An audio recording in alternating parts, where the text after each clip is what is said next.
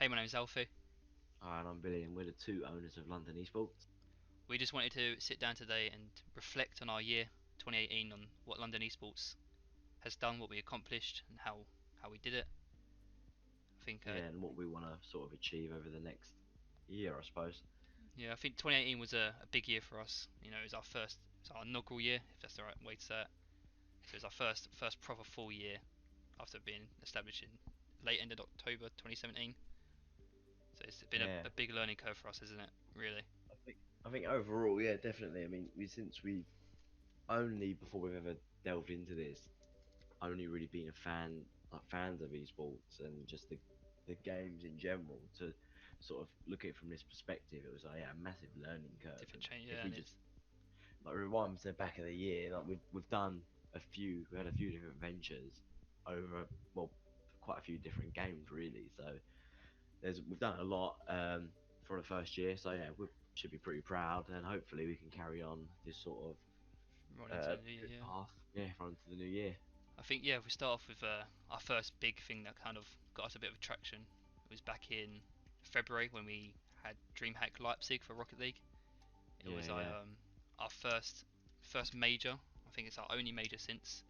Correct me if I'm wrong. yes, Um, it was pretty big time. It was a big investment for us, a big shot in the dark.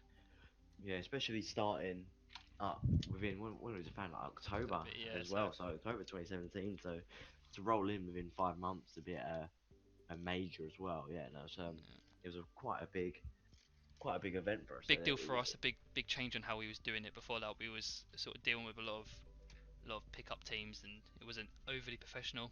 But then we started speaking to Godsmiller. I think contacted him. He met us with the team, and from there, yeah, we just sort of did it and didn't look back. And obviously, it went well as it could have gone. I think. Yeah, I think that was our first big break at some form of exposure, to be Yeah, completely honest with you. Because I mean, do you remember how many sort of viewers that had on Twitch at the time? I was a fair few thousand. Yeah, I think. Yeah, it was like I think when I was watching it, it was like it peaked at something like 24K, Yeah, I believe. it was really good. Yeah.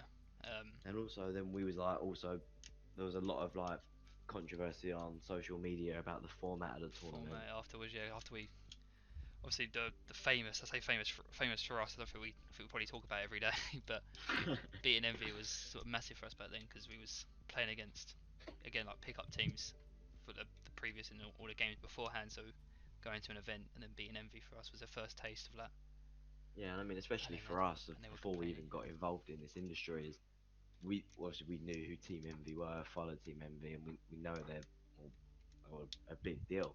So back then, that to us was absolutely huge. Massive, yeah. It was the first time I think where we sat down. We was like, oh, this is actually maybe going well. Yeah, um, but no, yeah, I think watch. I remember. I think I fell asleep watching it actually. The when we beat Envy. I think, which is a yeah, it common was a bit theme. Seems to yeah be all these. a, a busy time for you, so you had to Yeah, I think I slept. I think fell we was asleep at your losing. desk. So Yeah, we lost the first game like 4-0, and I was like, oh, I'm pissed off. I'm going to bed. And then I woke up and I was like, oh, we won. but that But was a bit of a shocking event. I think it could have gone. Definitely could have gone better. I think though, because obviously we didn't make it out of day two, so we got past day one, which was a big achievement for us. We wasn't really overly expecting it with our team. Yeah, We wanted to give the chance to the team to prove themselves as well as we're proud of them for representing us. I think it was a good chance for them to play at LAN. Still we keep in touch with most of them anyway. So yeah, because I think even well after this segment, we'll be talking to Didris, and he's actually going to be able to recall, and we'll have a quick little chat with him yeah, about the experience from his perspective of when he was at DreamHack, yeah, a player perspective. So it'll be quite interesting to hear what he's got to say, really, especially because we haven't really spoken to him too much since the event. I mean, we kept in contact now and then, but to have a proper conversation about it, it's reflecting really on it good. Yeah, after this time would be quite exciting, I think. So yeah, it'll be good to I think relive those moments again. yeah, I think it'd be a good time to go into it now. So we'll quickly give Didris a call now and we'll ask him some questions about DreamHack. So we're now here with Didris. Didris was one of our three Rocket League players whilst we went to DreamHack back in February. Hi Didris, how are you? I'm good. I'm doing good. Good. So yeah, so DreamHack Leipzig was a big time for us as an organisation. Um, we picked you up relatively late towards the process. What was the expectations of the team going into DreamHack? Well, obviously, me and Smella had been on Bittersweet before, along with Burrito B, so we had played fairly like a large amount of time together. But this then was like just a random pickup because a lot of players were signed at the time, so we weren't really expecting too much, and we didn't have too much time to practice. And then when they eventually released the groups, and we had NRG with Torment subbing in for Justin from Cloud9 and Envy, we were like, oh shit, this isn't gonna happen. So we were like, expectations were pretty low, but Envy were kind of in a slump, so we still feel like, there was hope, but it's not really, yeah, we didn't really expect to come out on top in groups. So we're kind of down, but still, of course, you gotta go there and try. Exactly, yeah. So it was more of a sort of attempt to show up, see what we could do. Yeah, basically, Yeah. because obviously we hadn't played much together as well, so expectations were not that high. But just based on how Envy had played, we figured there's still a chance we could do it. But NRG was like, yeah, that wasn't happening. And then with that being said, we did cause an upset with MV, as people may know, beating them in the group and knocking them out of the first day. How was that for the team? How did that feel? It felt really, really good. Obviously, it was like the first time we all got to play on a big stage, so winning just made it all the more better, you know. People were kind of complaining about the format as well, that it was best of three, but we lost to them early on the winner side of the bracket, so And that must have we been tough figured, to sort of, as after we've lost to them, to come back and then play them again. Actually, you know, on the I stage kind this of, time. I kind of felt like it was an advantage just because we didn't really play too well, but I knew we could definitely play better, so I felt like they would kind of underestimate us going into the second game just because they have, I don't want to call them egos, but they do have a couple of very famous players like Greasy and Devo who kind of thrive on confidence. So I felt like if we lost in the second game, we'd have a much better chance of beating them in the Yeah, of course, because they'd sort last of game. they'd go into that expecting to almost have a repeat of what happened Yeah, the first exactly. time round. Yeah. So I felt like that was definitely to our advantage. So we actually lost the first one instead of winning the first one. Do you think that played a huge part in the actual when you was playing the second game in the live? Because we lost the first game, so we went 1-0 down, and then it Oh seemed yeah, to be a turning definitely, point. because Seemed to be a turning point. we weren't feeling any pressure, so to say, because they had everything to lose. They had just like won the world championship and everything, so we were just going in like trying to play for fun, basically playing on stage for the first time and everything. Yeah, but then obviously you saw the change in the game two when we won game two, and from there it kind of seemed that we was on top, that we had the confidence, like you just said there, and that played a big part. Yeah, definitely. As well as just because it was an overtime in game two for like 4 minutes, it helped a lot with the confidence and really brought them down. Yeah, So and that's, like, yeah, it helped all the more that it was an overtime in game two that we won. and then Yeah, and I after. think Oh, sorry, come. no, so I say like as you're saying, like playing on a big stage for the first time. I'm sure you've seen like the YouTube video afterwards when it's what as soon as it comes up that London Esports won the series overall, you just all erupt out of chairs. I think the headphones get slammed down. So I mean, that must have been a great feeling. You could visually see it as well. In fact, it was like a great experience winning in front of a crowd and on a big stage. Was that probably one of the sort of better wins that you've had before? Would you say, or? Yeah, like honestly, I've been playing sports all my life, and just playing in front of a crowd is just so much fun.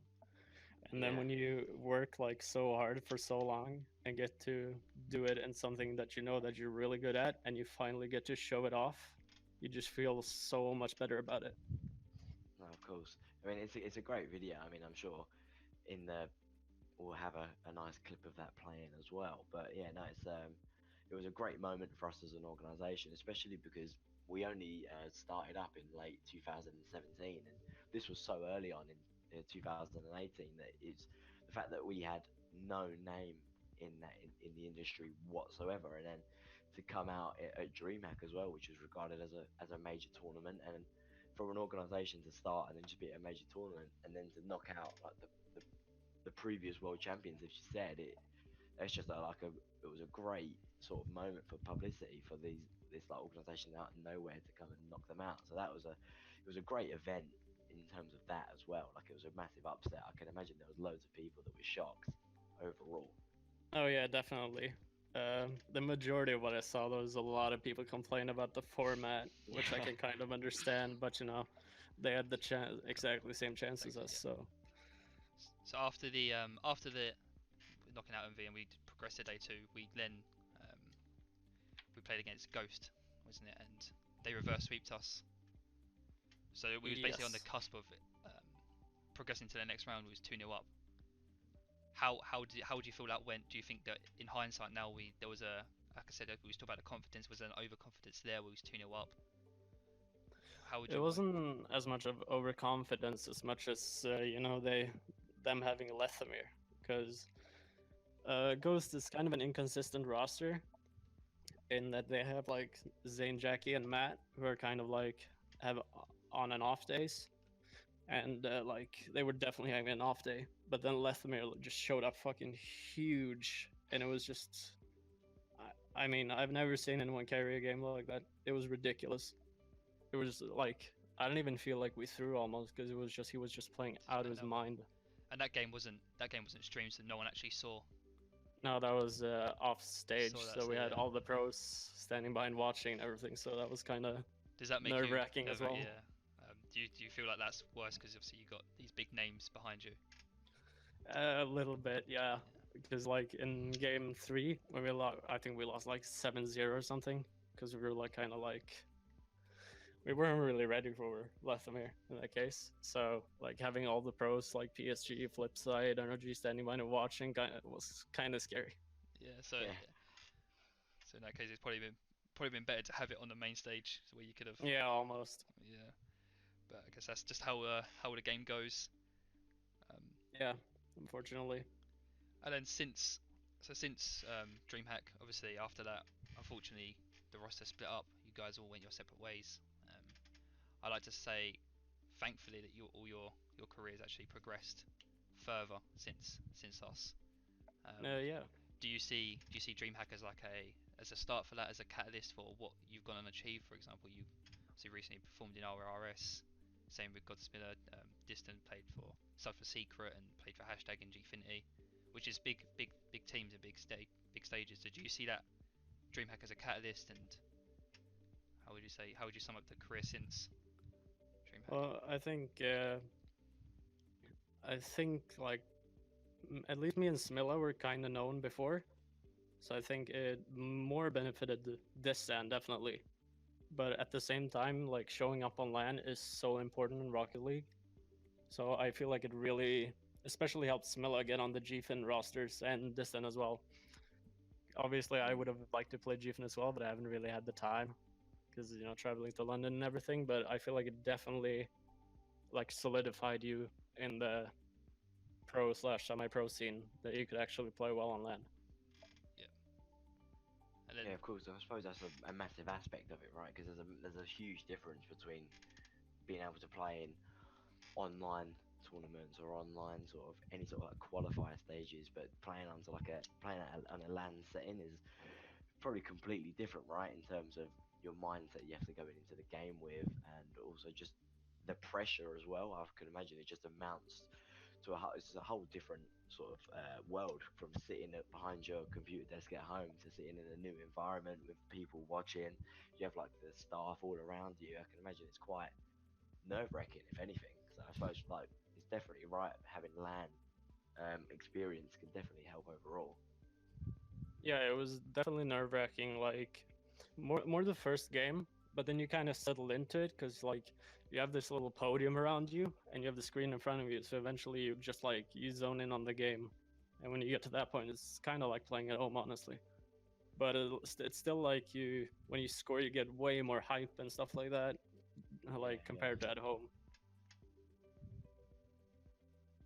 Yeah, that all. I think that's the general consensus, isn't it? That a lot of these players come out and say that the playing in the LAN events, but But thanks for your time, Didris. That can wrap this up. Yeah, thanks for having me. After DreamHack as well, I think our next sort of success, our last small success was with Dota. We picked up our Dota team in Come With Yeah. Me stack. Well, I think we've had well, we sort of have two different sort of we had two different eras in Dota, I believe. So we kind of had this sort of stage when we was very into the UK scene where we picked up like Talara Stack, Yeah, with Meep and Soodle, and we was running that for I think it was a couple of months we actually run that few. And what sort of tournaments were we playing in that? We had a few. there's a few. It's just few sort of open qualifiers. yeah, yeah, Epic Clan we played obviously with Epic Clan etc.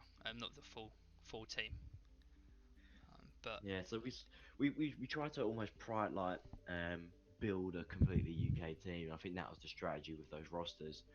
Um, which is why we got a bit of controversy, like you said, when we picked up "Come With Me" stack. If you remember that Reddit post. yeah, some of them were obviously like, the whole point of organisation. Although we obviously are London, we're based in the UK.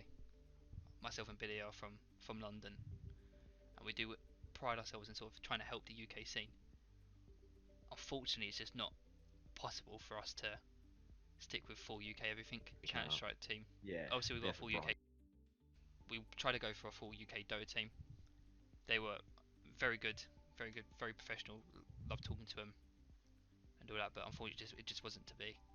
And players moved on, and yeah, there's nothing really we could help with that. Unfortunately, it's just one of those situations. It Yeah. just happened. But I think at the time when we changed from having our full UK roster to picking up "Come With Me" stack, there was a. I remember the Reddit post was great. I mean, there were some comments around like Brexit Dota, which was Yeah. a few funny ones. It was around the time of Birmingham as well, if you remember. It was it Yep. around Birmingham, EFL1.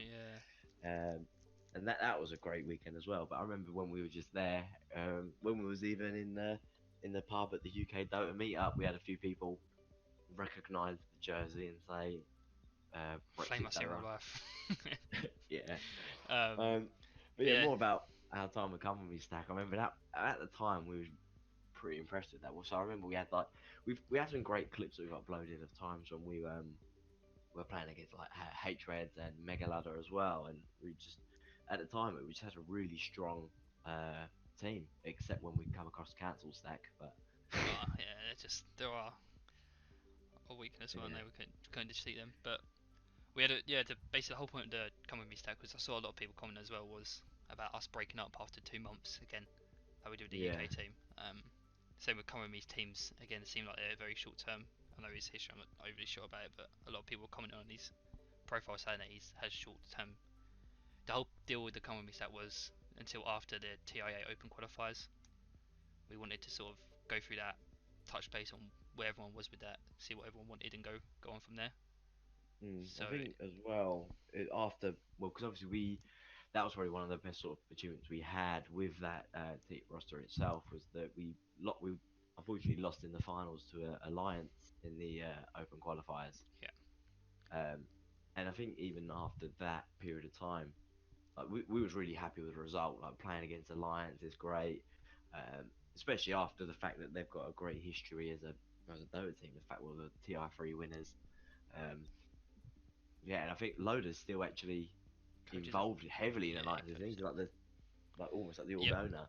Um, so it's like being Dota fans ourselves. The fact that we're sort of being involved with Alliance, and I think it was more of a fanboyish moment, more yeah, so than proud yeah. of the achievement of what we've done. It was the fact of seeing our name Against across Alliance. Because I remember watching them win TI3 yeah, I live, supported them and through TI3 and since I still kind of support them anytime they play. I kind of root for them, although it's a bit yeah, different now. so it's such a strange reality to see our name with well up at the top against Alliance. So yeah, that was a great experience. But I think after that, we sort of tried to really evaluate our options, especially as an organisation in terms of funding. And tried to Yeah, see if there was a future with us within Dota as well. And it just seemed at that point there wasn't yeah. Our team too was much we could do. they were breaking up. The salaries and such was sort of out of our control in terms of what we could finance, Before, yeah, unfortunately. which is just the way it goes. If there's anyone, any aspiring all owners listening, it just it happens. You got to just make sure you don't stay focused on one thing. It's always grass is always greener.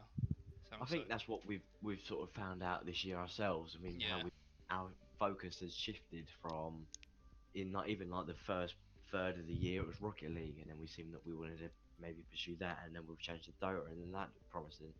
And obviously the final bit, which we're currently actively doing, which is what we'll touch on in a bit, but our Counter Strike push at the minute, which is well at the minute our greatest success point. I think this is yeah. probably our most successful Yeah, I'd say I feat think as an organisation. I'd with the say. with the Epic Clan win and second place in our first two events, event coming up soon as well. I definitely think yeah, you're right. It is probably our most consistent success. Definitely, I think Yeah, and I think the fact that it's a full UK roster as well as well. suits Yeah, in it's nicely perfect. to what we started this organisation to do anyway. I mean, obviously, we'd love to branch out. I mean, we was even potentially discussing with, without giving too much away, with a coach about potentially pushing the current roster we've got internationally anyway, because we think that could be a potential option. But yeah, I think that's just a nice sort of, a nice homage to the name London Esports having Yeah, I a think full UK we roster. always I want to think keep it. I know, like I said earlier, it's not. We don't sit here on a pretense that we're always going to have a UK roster or a UK anything. We don't, you know, unfortunately aim to have that.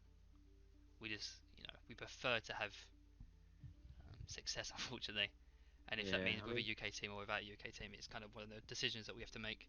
well, I mean, look at Fnatic, right? They started off in the UK, and Yep. if you look at their Dota, even when we was at ESL, people pretty much saying that Fnatic the SEA team, that's Southeast Asia. Yeah, So yeah, I've seen they got bought out by the American. I can't remember who it was now. The American team, the baseball team or basketball team. I can't remember which one it is now. But they're still obviously headquartered in London, and they still have our support in terms of for the UK teams anyway. Them, I think, and Excel are in the League of Legends, for example, yeah, tournament. So, that was great. I think I just saw Excel that probably happen. got our full support. But That's what it's all about, putting the UK on the map, I suppose, exactly, because yeah. I think we're that's the reason we started this anyway.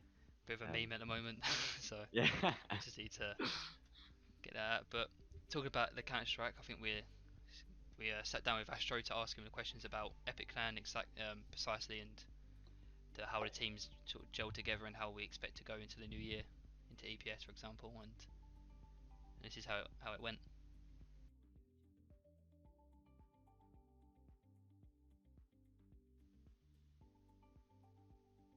So we now sat down with Astro. Astro, how are you? I'm good, thank you. Good, good. We're just having a chat between me and Billy about our year in Counter Strike. It's not been too long, but it's been quite a successful few months, I'd say. Had a few Yeah? questions for you. Yeah. So, got what was the expectations of the team? Do you think going into sort of Epic Clan and Omen, the first two lands we attended? Um, so I mean, over the three events, Epilan, Omen, EPS, our goal was to win one of the three. Obviously, after Omen, we came second, which was sort of what we expected, but obviously we were a bit disappointed. Then Epic Land we ended up winning. Obviously, everyone was super happy by that. And now it's just focused on EPS. Yeah, I think with the first Omen though, I think Endpoint obviously have been a super team, shall I say, in the UK, sort of dominating it for a little while now. I think they're known as that sort of team. So I think it was a good push, and Epic Clan definitely showed that we could beat them. Like I said, going into EPS, it's good confidence. You think? yeah. I think what we were trying to get out there, like Bear Endpoint have been around for a while, and they've been that staple point coming on to Yeah. like being the new kids on the block. As in sort of, because how long was you guys playing under Stiffmaster for? Um, Literally not even a month. Oh, Like, really? yeah, getting Imium was literally a week before we joined you guys. Um, Yeah. Me and Dom and to be fair, Ardis actually, I played with Ardis in Diabolus, which was basically the start of Stiffmeister. Yeah, of And course. So yeah, like even like from that, it's like still a pretty new roster overall, right? yeah, yeah, Compared to like Endpoint, who yeah. they've had well a pretty steady roster and they've sort of been at the top for a while. And I think going into Omen, what when we finished second place. How did you think that one went specifically overall from like obviously Um, playing in that?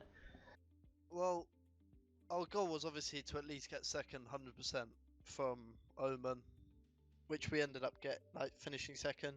Yeah, We of course. obviously thought like there's just a chance we could win, but Endpoint have been in a team for like a year. We've obviously very new together. We didn't have much time practicing before Omen. Yeah. What do you Yeah. think changed between that and Epic Land? Because obviously we went to the finals as well and beat Endpoint in the finals. Um, just the confidence thing. Like everyone was more comfortable playing with each other. Yeah, you had that time to gel. Yeah, everyone like also just playing with like confidence. Like we had nothing to lose. Yeah. How do you find? Because recently we underwent roster changes. We lost Stan in Link, picked up obviously Brian Ardis. So how's that sort of going with them two? You said you spent time with Ardis in Diablo Sinnoh, so you sort of already had Yeah. that relationship built. How's it all sort of coming together? Yeah, so I mean, Fire Artists are two of like my best friends in the CS. I've been playing with them on and off teams for ages. There's a lot better environment now. Like there's more of a fun mood in the team as well as serious. Like there's no doubt their skill is so much higher than what we've had in the past, and it's just the chemistry's already sort of there from past teams, but it's just Yeah, of course. So you think this could be, but obviously because we haven't played at anything like the proper yeah. tournament since roster changes, so I suppose we'll see this sort of new team debut at EPS, I suppose. Um, yeah, so but that's going to be good. That's only next week. So we're looking forward to that. I think overall, what we'll do is we'll wrap that up there anyway. So thank you for taking the time speaking to us.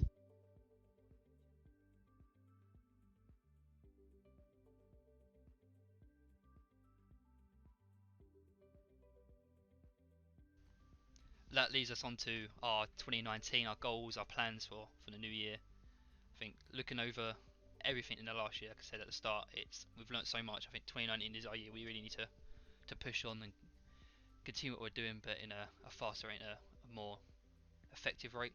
Efficient rate is a better probably word. So Yeah, I think goals wise, I think we spoke. Obviously EPS is upcoming pretty yeah. I soon think now. that's the first step, isn't it? Really, because Definitely, that's literally on the front door of yeah. 2019, or 2019. the 5th of January. That is. Yep, and So I I think mean it's the perfect way to really kickstart the 2019 off, is it yes, not? So we're I say we're aiming for the finals, definitely to win mm, it. I think is our obviously our goal. We want to win it. of course. Endpoint are very strong. Obviously, probably our favourite As well, CEX but are there. one thing is, yeah, CEX. I mean, we dropped a game to them Yeah, in it's it's Epic Land as well. So exactly. And you got August as well, who we haven't actually faced off against yet. I don't think in a competitive way. I'm not sure if the teams play against them, or I'm not really sure about that stuff. yeah, But they're very strong like that. There's nothing we can really can't just sit here and say we're going to win it. So no, of course. I mean, very strong competition. to get to EPS anyway, we've got to play a Strong certain. exactly. Yeah, Yeah, to you've got to be prove it. playing something level. So So that'll be good. That'll be good. I think. yeah, it's gonna be an exciting day, that's for sure. To see what happens. But yeah, that'll be a great start for 2019. Um, but as well, I mean, we've sort of got some things under wraps that we think we'll keep under wraps as well for a Yeah, little while. for now, no, Yeah. no secrets now. But But yeah, it's allude to, I guess, is we do want to definitely go back into more than just Counter Strike. There's obviously constraints to that and restrictions that we can't really say much now, but we don't want to just be a one team org, shall I say, in Counter Strike. what's the saying? One trick pony. One trick pony, exactly. Yeah. So Yeah. we wanna branch out. Obviously, like I said, we've done a lot of different games before over this year, and the reason we do them is because they're games that we ourselves actually play and Yeah, we the enjoy. games that we personally like are attached to, follow the esports scene. Yeah, I Um, don't think we'll ever, in our whole history, get into a game that we don't have a clue about, because from our point of view, unless we obviously have someone involved in the organisation that knows it in and out, we'll it's not probably worth jump it. in and make some very bad moves and Yes, silly mistakes. yes. Yeah. So we're definitely gonna, hopefully, early next year have some cool new stuff coming out. As well as that, something else is exciting I think we can definitely announce is our new jerseys. Yeah. carrying out. So Um, that's what I was going to touch on. Say, I mean, outside of the actual gaming bit, in terms of the business, yeah, we've got yeah, some great stuff coming out. We do have plans as well. I mean, there's nothing certain yet, but do have plans to release like a merchandise line as well, yeah, um, which will hopefully go down well, and when we get around to getting that all sorted out. yeah. We just need if you guys are interested, then let us know what you'd like to see and what kind of stuff you'd like to be able to buy, for example. Yeah, But I think the biggest thing definitely from in terms of apparel, such like is like I said, our jerseys. They'll be debuting at EPS. I think another thing that we mainly want to come across in 2019 is more content creation for our supporters, our community. yeah, Definitely, I think just across all platforms as well, really, like the YouTube channel, the Twitch channel, just yeah, be more active within that. I think the current idea is again, it's not. I don't think it's overly confirmed, but it's what we're aiming for is more of these type of sit down podcasty type of videos. We'll probably stream them. I think from now on, instead of releasing them whole and then releasing them on the sort of doing both, so that people can ask questions whilst we're live. We want to sort of talk more from a point of view as well of our experiences with starting an organisation and what we've gone through. To Yeah, and if there's I anyone think out as there looking well, to kind of want to run almost like a well, as transparent as it can be, like more of a transparent operation. yeah Um, so you can sort of see what goes on behind the scenes as such. Well, as far as we can go, obviously, without giving too much away. we want to sort of be able to help out as much as we can. Yeah, be present within the community. I think that's what we would want to do, rather than just be seen as two invisible figures behind like these teams and these players and the jerseys. Is just nobody knows about the owners or what they want to work on or what they do. Just be a bit more out in the open. I'd say that's what we both said we wanted to do from the get go. Really. Yeah, and with that as well comes sort of again more of our videos and Twitch streams. We want to get the players more active within the community, so that obviously our community can interact with them more. And as well as ourselves, we probably be hosting community nights on Twitch where we sit down and play games with the community. For example, we could play against our CS team in a CS match, That'd be um, interesting. and see if you win, then we kick them out. No, joking. Let them run it as Yeah, a prac session. but yeah, we sort of just want to get more involved, more content out there. I think one of the ideas we have is EPS. You'll be getting to know the team a lot more. I don't want to say too much about what it will be, but there'll be some good content coming out of that. And so 2019 definitely expect more from us in Yeah, that sense. And I think I it's gonna think be a good year. yeah, classic saying. Great 2018, on to a bigger and better 2019, 2019, I exactly. suppose. Yep, and we sort of can't wait to show you and share with you what happens in it and take you along with us. And we thank everyone that supported us through 2018, whether like from the Everyone that's start called towards us the Brexit Dota. yeah, everyone that's flamed us as well. We thank you. uh, no, we do appreciate it from everyone and all the players that have played for us. Anyone we've had contact with that's been great to us. It's obviously all appreciated. And I think that's everything we have to say about 2018. Again, just bring on 2019. Yeah, we're ready for it, and hoping it's as good as year as the previous, if Exactly. hopefully better. But Better, yeah. see how Start it plays out. off. Yep. I think that's everything for now. So thanks for listening to us.